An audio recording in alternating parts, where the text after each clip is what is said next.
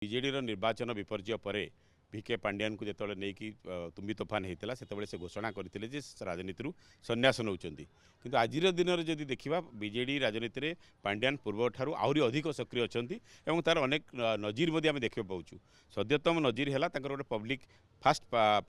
Public appearance ଆଜି ଆମେ ଦେଖୁଛେ ଯେ ସୁର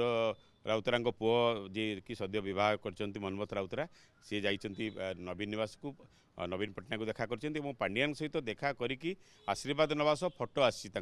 एकाठी मिसिक फोटो पठाई बोधे प्रथम थर पर पांडियान कौन बीजेडी नेता फोटो पठेबा ये हूँ निर्वाचन विपर्यय पर प्रथम घटना। से अनेक किसी सामाजिक कार्यक्रम को जाइए बीजेडी नेता किंतु ये जो फोटोटी बर्तमान आसी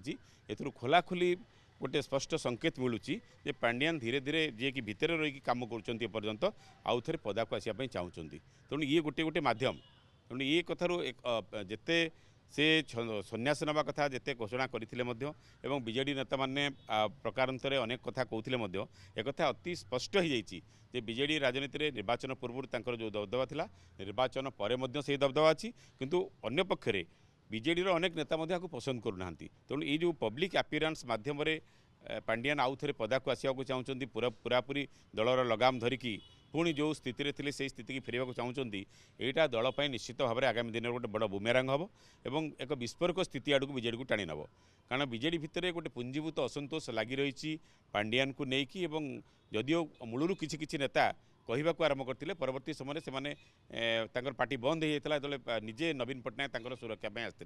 कि बर्तमान जो स्थिति ए